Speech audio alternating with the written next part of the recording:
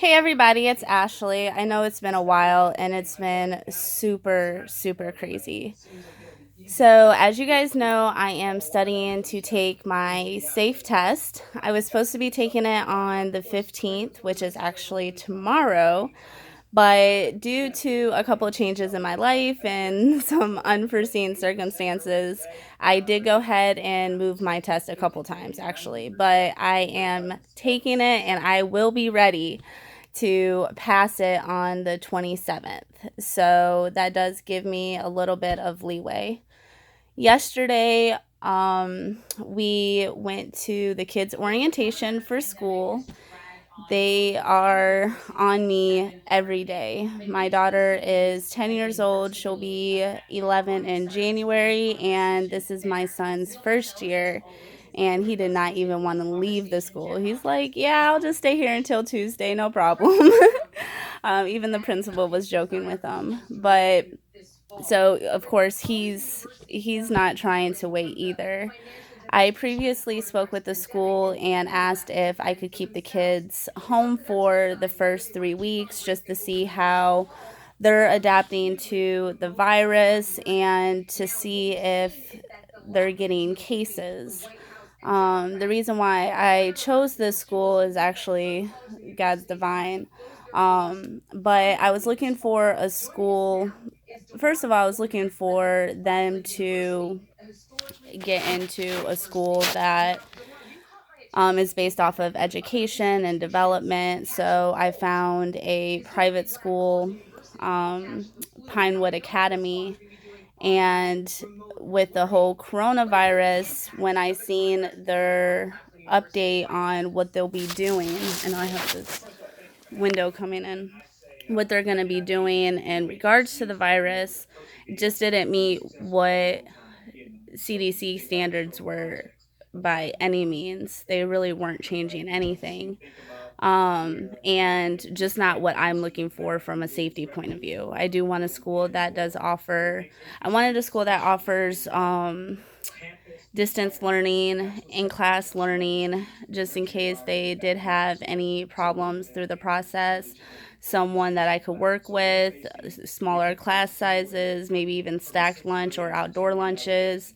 Really something that sounds impossible to find. Well, when I was calling to withdraw their enrollment and talk to the principal, I actually called Springs Academy by mistake, and they are phenomenal. So the kids are actually going to be doing classes. My son is starting first grade, so he'll be with kids from first, second, or he's starting kindergarten. So he'll be with kids from kindergarten, first, and second grade, which is wonderful. And then my daughter's going to be, she's going into fifth grade this year, but they're actually going to be putting her in the sixth grade class. So she'll be with sixth and seventh graders, which she's ecstatic about.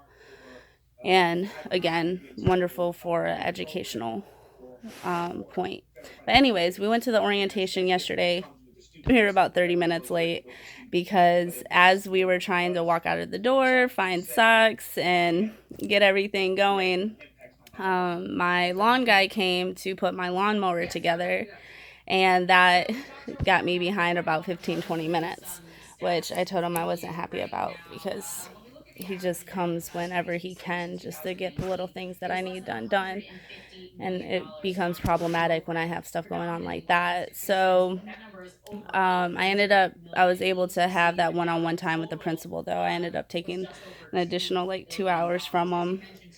And that was just another instance of what I'm going to love about this school. So instead of keeping them home for 2 to 3 weeks to see how everything goes, I actually convinced, and it wasn't that hard to do, the teachers to allow me to come in for the first week and sit in the kids' classrooms. I'll be switching between the two of them just to teach them how to conduct themselves throughout the day, as far as making sure that you're washing your hands in between classes, making sure that you are staying at a safer distance, to make sure that you're putting your mask on when you're in close proximity of your peers or your teacher, to enforce the teacher wearing her mask when she's speaking one-on-one with the kids, just to get that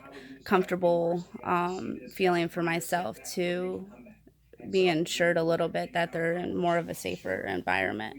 But other than that, I mean, the class sizes, I think Richland's class has like 6 kids in it, and Lena has like 7 or 8. So just kind of navigating it with the school as they navigate. And that's just, it's been a process, and that's one of the things that had me want to push back my test too, is to be able to get them signed up for school, get them taken care of, and make sure that I'm not missing anything from that. So it's better for me to move my class back a couple weeks, knowing that there's a couple things that I need to get taken care of, versus having to wait 30 days because I took my test when I wasn't ready. So that's something to think about. And I've heard a couple people in the industry that have taken their test and they're on their first fail or their second fail, and they're needing to wait that 30 days now, when actually they should have just put it off for a couple of days, taken a couple extra weekends to study, especially when you're trying to study and work, um, in order to be prepared. So it'll actually, me being with the kids in school, will actually give me a chance to study for the test while they're learning. So I'm just really excited about it and the whole process.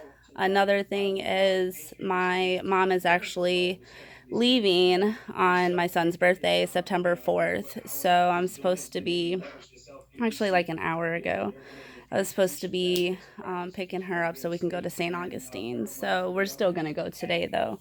But I just wanted to do a video update. I did close with one of my buyers at the beginning of this month, and she's super happy. She's just now moving in. She had a couple things going on with work too, and I spoke with her niece. So her niece is going to be helping me out, making calls, and just being a well needed part of my business. So she'll be doing a lot of my calls, making a lot of the appointments, doing a lot of my follow ups, helping me set up and keep updated with my CRM. And she's going to be getting paid on commission basis, so almost like an in-house salesperson.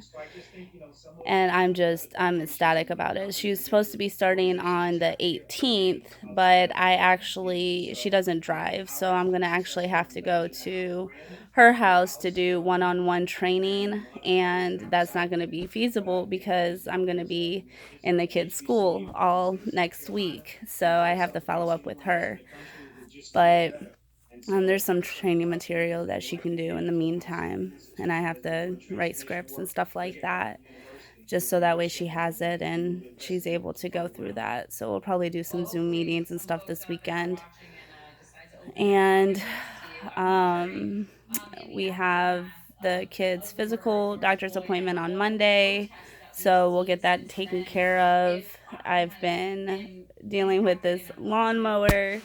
I've waited 3 weeks for it to come, and it came damaged, so that took up a whole day, and returning it and finally getting the other one. My kid's bedroom, that took getting that painted, actually took up a day, just from needing to be so involved in the process and helping them move the stuff out and talking and everything else. It was just a huge distraction. And he actually took up some of the morning the next day, even though he was supposed to be there the following day. That goes with not letting me know when you're coming, it messes up my schedule too. So there's been a lot of, or just a couple of different things. And like I said, it's no big deal. I have spoke with 3 companies, 4 if you count the one that I spoke with prior to me even signing up for my classes. But I have spoke with a couple different companies about coming on after I have my license. So I just figure once I get my license, I can kind of push it a little bit more. But at least I know that I shouldn't have a problem getting hired afterwards. I am also going through my refinance, which I should just do a whole separate video, but that has been a trial on itself and just days of time. Um, Getting flood insurance is quite an interesting process, and working with insurance companies is always fun, especially when you already have a property and you already have a mortgage. Something else that I'm going to be going over with you guys. So I am going to do a video on obtaining flood insurance and my experience through that process. I'm also going to do a video on your mortgage bill. I notice with a lot of friends and family that I speak with or previous buyers, they're not even sure what their interest rates are. They're not they don't fully understand their escrow accounts, how their mortgage payments are being paid out. So what their mortgage payments consist of, which is a problem. So I was talking to my good friend about refinancing because interest rates are super low right now, and this is definitely the time to do it. So she couldn't answer any of the questions. She's like, "Girl, my husband takes care of that. I'm fine." And he doesn't know either. He's like, "I'm just on automatic payments, and it just gets paid." So we will definitely go through that and work through that together. I actually had to do a fill on my nails because um, those were kind of getting loose. So, and they look much better now. It's the first time I've done the glitter with it. So this is probably my 5th set, and I think I'm getting the hang of it. Ever since I got all of my nail stuff, trying to go to, I think I went, once I got all my nail stuff, I think I went to the salon like 3 times to get my nails done. Every time, total disappointment, way too much money, and it just reconfirms the fact that I need to be doing my own nails. So that's what I've been sticking to, and I'm always as happy as can be. So I've had to do that a couple times, but I make sure to do it after all my studies and everything. At night, it still takes me quite a while to do. I think I'm still at like 3 or 4 hours trying to do a fill, but I'm sure practice always makes perfect. It still surprised me. So with being a loan officer at a bank, you don't have to do your 20 hours of pre-education. And by the way, real estate agents have to do 45 hours of pre-education. So that should kind of tell you something too. But 20-hour bank mortgage officers don't have to do 20 hours of pre-licensing. They don't have to take the state test. And you can really tell when it comes to working with them. So I haven't had the best experiences with them when it comes to even working with my buyers and their rates and closing costs that are associated. It's just not worth it. Um, I mean, retail lenders are a different story. I've talked and worked with retail lenders, and just depending on who they work for is kind of where you get your deals at. I would prefer working with a broker, but if I can find a retail lender that doesn't have crazy overlays or crazy pricing, then I'm all for it, and even referring buyers to them. Um, so it just kind of depends. But that's a little update. Oh, and my pool. That's a story that we will definitely go into, especially my lawn guy had actually hit the pump. I couldn't figure out why my pump wasn't working, and it was right after I just set up my pool. I went on vacation for the weekend, came back, and my pump wasn't working. And I couldn't figure out why until, and this is after my mom and my little brother came over, helped me clean it all out, get it all set up, and hours of work just for the pump to go out. So I seen that there was a slice in the plug, and it was from the weed whacker when he was weed whacking around my pool. So he agreed to pay half of the price of the plug to replace it. So I have to get that done, and then my mom and my brother came back over last week, I want to say, or the beginning of this week. I think it was the beginning of this week. Sunday, maybe. I don't know. All my days are going together again. They came over and helped me clean it all out again and get it all filled back up. So I was supposed to get the plug Thursday. I don't know what happened, but he's going to come over and replace it, and he agreed to pay like half of it.